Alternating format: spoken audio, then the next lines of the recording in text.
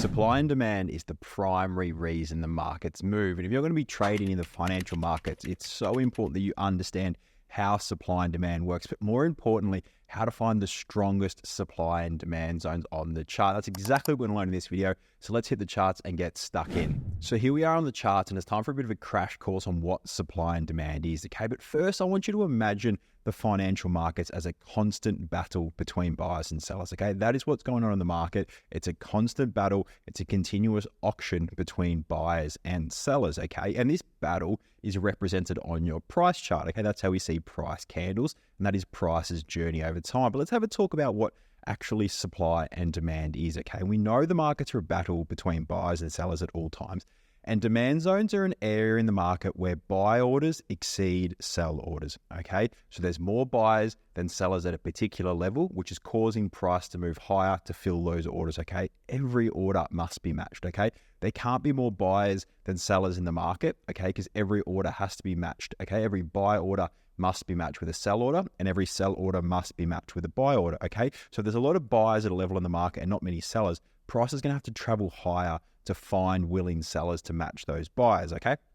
So demand can be distinguished as when buy orders exceed sell orders at a certain level, and vice versa. Supply is when sell orders exceed buy orders at a certain level, okay? If there's a lot of sellers at a level and there's not many buyers, price will have to move lower to find willing buyers to match those sell orders, okay? And that is the primary reason the markets move. But let's understand how these moves in the market create supply and demand zones, and those zones are very, very important for our trading, okay? We can see here on the market, you know, the markets do not move in a flat line, okay? There's equal buyers and sellers. That's what we'd see, okay? We'll just be a continuous flat line, and that's obviously not how the markets move. So we can see here, you know, there's areas of choppy price action, okay? And there's areas of big inefficient moves, okay? There's obviously levels where there's more demand or more buyers than sellers pushing price higher to find willing sellers, vice versa, levels of supply, okay? We can see down here, a lot of demand at this level, push price a lot higher to find willing sellers before there was more sellers in the market to push price lower, okay? So I want you to think of the markets as a constant state of balance and imbalance, okay? And when we're moving sideways in these range-bound choppy environments, it's essentially balance, okay? There's even buyers and sellers in the market, right? And imbalance is obviously when there's more buyers than sellers or more sellers than buyers, okay? Creating these large imbalances in the market, okay? Now, these large imbalances occur generally when large players step into the market, okay? Now, we want to see and find their footprint, okay? Their footsteps in the market. These big buyers and sellers, they can't fill positions without leaving pretty big footprints. That's what we're going to learn in this lesson, is how to find the best supply and demand zones in the market to trade, okay? But firstly, I want to explain why these zones are important, okay? Why is it important to understand and identify the strongest supply and demand zones, okay? That is because we can take high probability trades from zones that are likely to have a large imbalance between supply and demand. And that's for a number of reasons, okay? I'm going to explain that right now. So let's start with our demand example over here on the left, okay? So we'll start with demand here on the left. And let's just say demand was caused here, okay? It was a large imbalance between buyers and sellers, which pushed price higher, okay? Now, why are we interested in this zone, okay? When price comes back to this zone here, why do we think it is going to bounce again, okay? Now, this isn't a hard and fast rule. It doesn't always happen, but we can use our top-down analysis to find these high probability zones where we think price is going to get a reaction, and then we can capture part of this reaction, okay? Enter trades from these zones. So let me explain why when price comes back to these levels, if it's a strong zone, it's likely to get a bounce, okay? Now, the first one is order stacking, okay? So we need to remember that price travels, you know, it's in the vertical, okay? There's different price points in the market. If there's big players setting orders at this level, which cause this massive imbalance, there's a chance that in this first move up here, they didn't fill all of their orders, okay? Let's just say there's a big player and he wants to buy 100 contracts at this level, okay? Price comes into this level, bounces off, and he only got 50 of his contracts filled. So when price comes back, there's going to be more orders resting at this level, okay? Unfilled limit orders resting at this level, right? So order stacking is the first reason that price may and is likely to bounce from these strong supply and demand zones. The second one is defending positions, okay? If big traders got into long positions here, okay, they bought here, if price is revisiting their level, okay, they don't want price to go lower than where they entered their long position, okay? Because if price gets lower than where they entered, they're essentially now underwater and they might have to exit that position. So they're going to defend that position, okay? So there's a chance people that bought at this level, price moved higher. When it revisited this level, they're going to buy more at this level to defend their original position over here, okay? So defending positions is the second reason. And the third reason is traders speculating, okay? Traders like you and I who are speculating and analyzing the market where these big players are getting into positions, we can also take trades from these zones with the anticipation that number one and number two are going to happen, okay? Order stacking and defending positions, right? So it is exactly the same in the reverse when we're looking at short trades, okay? Order stacking at this level in the market. So when price returns, bounces, traders defending position, okay? So traders have got short at this level. When price comes back to this level, they defend their position. And thirdly, retail traders speculating and shorting from a zone that they feel to be a strong supply zone in the market. But let's have a bit of a look now at the strongest supply and demand zones. Okay, it's very important to understand that supply and demand zones are everywhere. Okay, every time price moves, right? Every time price moves, there is some sort of imbalance between buyers and sellers. But in this video, I'm going to show you how to find the strongest zones, okay, that cause the biggest imbalance. So this is the first thing we can look at, okay? When we're looking at demand, we can look at the reaction from the zone. Okay, so say this is the demand level in the market and how large was that imbalance caused, okay? So we can see good, better, and best in terms of larger imbalance, okay? Price went from a state of balance to imbalance. Here, it went to a bigger imbalance, and in our final example, an even larger imbalance here, okay? So it's all about finding the zones that caused the biggest imbalance, and then we're going to stack this with some more confluence we're going to cover later in this video. It's exactly the same when we're looking at supply, okay? How large was the imbalance caused from this level? Here, good, better, best, okay? Biggest imbalance is showing us that the largest imbalance between sellers and buyers occurred here, pushing price lower to find willing buyers to fill these sell orders, okay? So it's really important to understand why price is moving, okay? It's constantly trying to pair and match buy and sell orders together. And we know that the markets are a constant battle between buyers and sellers. So just think of it as balance and imbalance in the markets, all right? Now, let's have a look at some actual checklists for finding the strongest supply and demand zones in the market, okay? Now, we just covered caused imbalance, okay? We covered caused imbalance, so it has to break and move, right? It can't just be something like this and we go, yep, price went up a little bit. It has to cause an imbalance. And we know the larger that imbalance, the better, okay? Whether it's a long position or a short position, the larger that imbalance, the better, okay? So it must cause an imbalance in the market. And these imbalances are going to be quite obvious when you start getting the hang of it, right?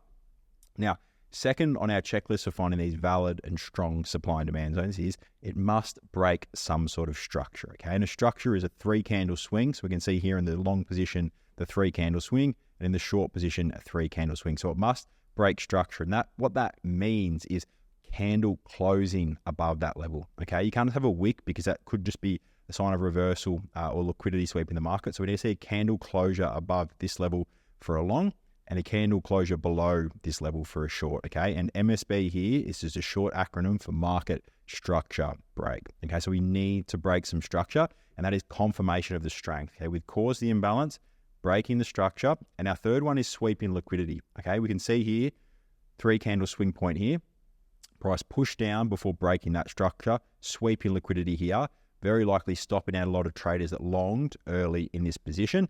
And exactly the same in the short example, okay? We pushed up, very likely to sweep and stop out a lot of traders that shorted too early here or potentially trying to buy a break out of this level, get their liquidity swept, and then we see a sign of strength in the other direction, okay? That's what this market structure break is. It's showing a sign of strength in the direction, okay? And that gives us confidence to either short the supply zone or long the demand zone once we've seen all three of these on our checklist. So this is very, very important, okay? So get really good at practicing in the charts of spotting these zones where we see the liquidity sweep, we see the market structure break, and we see a nice big imbalance caused, and just see how many times price comes back, revisits that level, and bounces off that level, right? Now, we've looked at strong zones. Now let's have a look at some weak zones, okay? Now, this is some, I guess, signals or signs to look at in zones that maybe aren't so strong, but I'm going to explain why they're not so strong, okay? It's all good and well just to understand patterns, but you really need to know what you're looking at in the market and not just see patterns, okay? So weak zones, first one,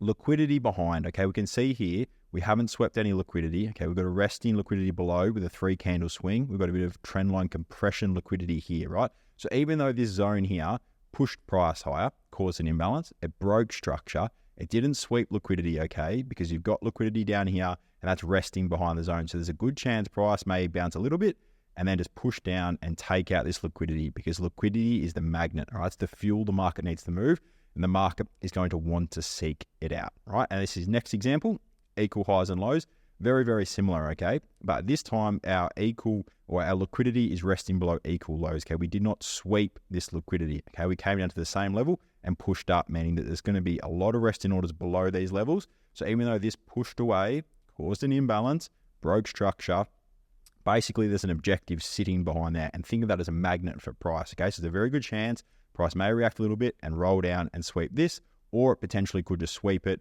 get back inside and go take all that liquidity, all right? So that's why it's very important to understand the liquidity concepts when you're using supply and demand. Alrighty, next one, long time at the level. Okay, remember we went back to balance and imbalance, right? So we're looking for zones that cause the largest imbalance in price. Now, if price spends a long time at the level before moving off, it's showing us that it wasn't a large imbalance at this level. Okay, this level in price, it was not a large imbalance because there was a battle between buyers and sellers, meaning that there's balance for a long period of time before it moved off. Okay, we'd rather trade the zones where it reaches it and moves off very quickly, doesn't spend a long period of time at the price point in the market. Okay, so these are weak zones where it spends ages in this rangy, choppy, balance environment and then goes, okay, it still ticks our boxes, okay, still sweeps liquidity and breaks structure. But when it's a long time at the level, these are lower probability trades to be taking, right? And last one, okay, pretty obvious, pretty self-explanatory, small imbalance, okay? We know that this is a sign of strength in the market when we see a large imbalance occur. And when price only moves a little bit, okay, even if it sweeps liquidity and just breaks structure, if it's not a strong, aggressive imbalance, it's likely to be weaker. It might give a little bounce and price might continue and roll over, all right? Now, let's have a look at some examples here on the charts, right? So firstly, I want to show you a demand zone. And I just want to show you how price reacts to this zone and how we can use some confluence, okay? So we've marked this green zone here.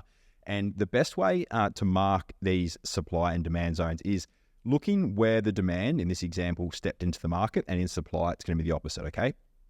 So one thing you can do is using the last down candle before the move up, or you can take this bit of a cluster zone here, okay? You can take a bit of a cluster, right? So we can clearly see that price was ranging at this level, pushed down, pushed up a little bit, swept this 3-candle swing liquidity, and then impulsively moved off. Okay, it spent a short amount of time at this level after ranging up here, an aggressive dive down, little bounce, really aggressive sweep, candle close, impulsive move away. Okay, really, really textbook demand zone. Okay, so all the buyers that stepped in here too early got stopped out on that move down, and then all the breakout sellers who were trying to sell below this level, they got stopped out. And when these guys are selling here, that is fuel for people that want to buy, right? Big positions want to buy. They need people to sell it to them. So they come below this low. There's stop losses, which are sell orders. There's also breakout sell traders that are trying to short the market here. But as soon as we close back above this 3-candle swing, that's our sign that now the buyers are in control. Okay, big inefficiency here, big imbalance. And when price returns to this level, okay, we can play it forward and we can have a look what happens.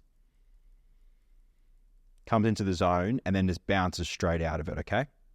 So this is when you can start planning trades, right? So you can either take trades sort of directly from this zone, okay? Maybe you set a limit order buy in this zone, or maybe you drop to a lower time frame and you look for your entry trigger in here, okay? We'll cover entry triggers in another video, but there's sort of two ways to trade these, right? And another way you can actually use these supply and demand zones, if you're not actually trading them, you can just identify them as possible reversal points in the market, okay?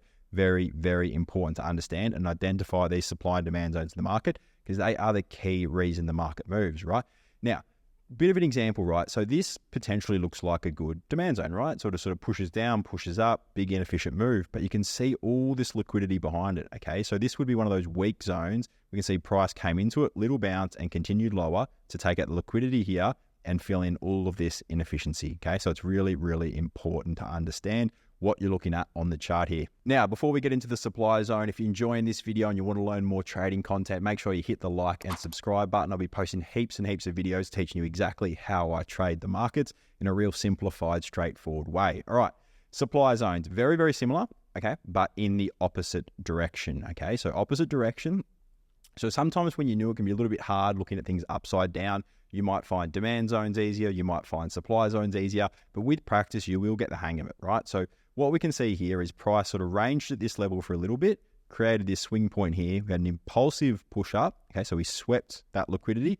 Then we pushed down, broke that 3 candle swing. Okay, closed below it in this candle here and impulsively moved away, right? Price pushed back up a little bit, didn't quite reach the zone, continued to sell off, and now push back up into that level. Okay, so we know at this level, it caused a massive imbalance. So there's likely to be a lot of orders here, a lot of order stacking. Okay, there's likely to be traders defending their position. Okay, so traders that got in short here, okay, defending their position, and there's going to be traders speculating. Okay, so there's a lot of reasons that price is likely to have a reaction when it comes up to this point, right? So as a trader, you can start planning what you're going to do. Okay, how are you going to use this information, right? Are we going to be shorting from this zone? Okay, we're going to set in an order here trying to short. Are we going to drop to a lower time frame here and look for an entry trigger to short? Or are we just using this as a bias to see strength in the market, right? Because if price pushes up here and continues through, that's a sign of strength in the market. Maybe we'll then want to be looking for buys because we've broken through what we idea to be a strong supply zone. So we'll just play it for,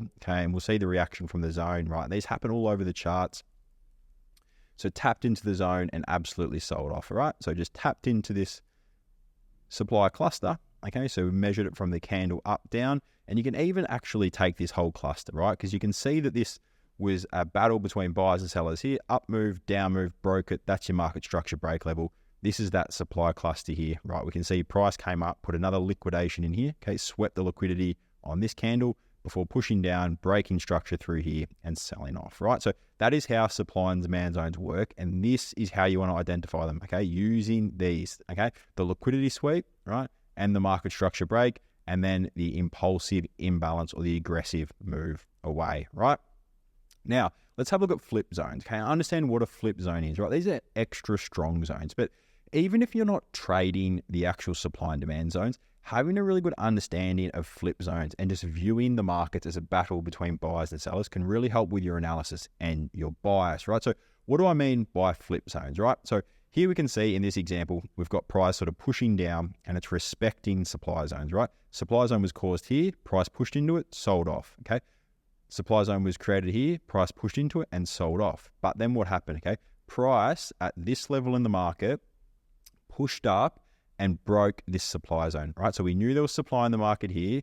We're assuming this is strong. So when we see this broken through, okay, broken this level, market structure break here, we now say, okay, there's more demand in the market than there was supply at this level and this level, okay? We can see we've broken that as well. So we're just viewing this as an absolute battle at all times, okay? So we can see that there's a lot of selling here.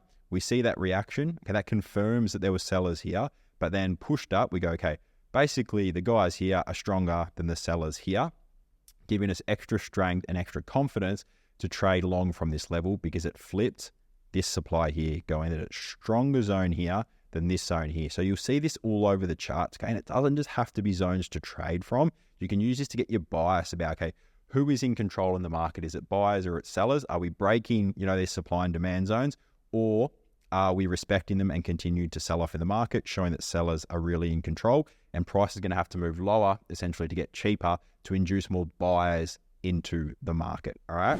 Now, here's a chart example of this supply and demand flip zone, right? So what we can see here, and we'll talk you through this nice and slowly, okay? So we can see this was a demand zone in the market, right? We can see we came up, pushed down, swept the liquidity in here on a lower time frame and impulsively moved up, broke structure here, broke structure here, big inefficiency in the market, really, really pushed away.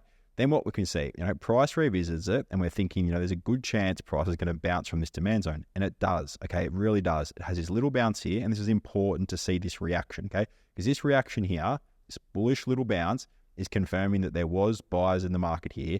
But once this zone gets broken through, mitigated, right? Price bounced, pushed through, closed below this level. Then we go, we've just created fresh supply that was stronger than this demand, okay, because of this reaction here and pushed down. And you can see the strength of this level. Price then came back up, revisited this level, swept more liquidity and sold off really, really impulsively, okay? So these supply and demand flip zones. These are like your A+ zones in the market, right? And you'll see them all over the charts, and they're very, very helpful with your top-down analysis to get a bias of who's in control in the market, right? So we've covered a lot in this lesson, and I know we moved through it pretty quickly. So if you've got any questions at all, drop them in the comment section. There's actually a link to my free trading Discord as well down in the description below. So be sure to check that out if you want to jump in the Discord and learn a lot more about this type of trading education. But I want to run through a bit of a summary, okay? Let's wrap things up and go through a summary of what we've learned, okay? Now, context and location is key, like everything in trading, okay? You're going to find these supply and demand zones all over the chart, but the most important thing to understand is use them in conjunction with the rest of your top-down analysis, because context and location of these supply and demand zones is key, right? A strong supply zone in a poor context and location is not a good zone, okay? Context, location is key, right? Now, you combine this with your other technical analysis, right? So things like your support and resistance, your liquidity, volume, moving averages, premium and discount, order flow data, all of that sort of stuff, okay? So this is not a tool to use just by itself. You've got to combine it with the rest of your top-down technical analysis, all right? And as we covered, you can really use supply and demand to identify the strength between buyers and sellers in the market at any given level, right? Now, this is also important, okay? Higher time frame zones will be stronger, okay? If you see a big, strong demand zone on the daily chart that's created here, okay, that's going to have a lot more weight and strength than a demand zone you've created here on the 5-minute chart that you've seen, okay? So just like anything with our top-down analysis, the higher time frames hold more strength and more importance, okay?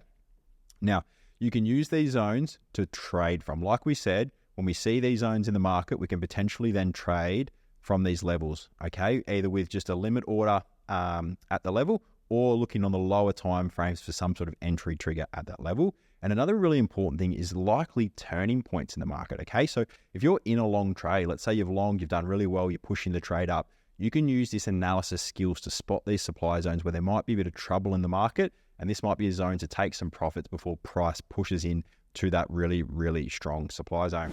All right, that wraps up this video on supply and demand. Like I said, if you want to learn more, jump in my free Discord. And I've actually got a link below in the description to a free trading masterclass, okay, where I teach you a lot about this and how you can really add these tools to your trading over time to become a much, much more profitable and successful trader. As always, any questions, drop them in the comment section below, and I'll see you in the next video.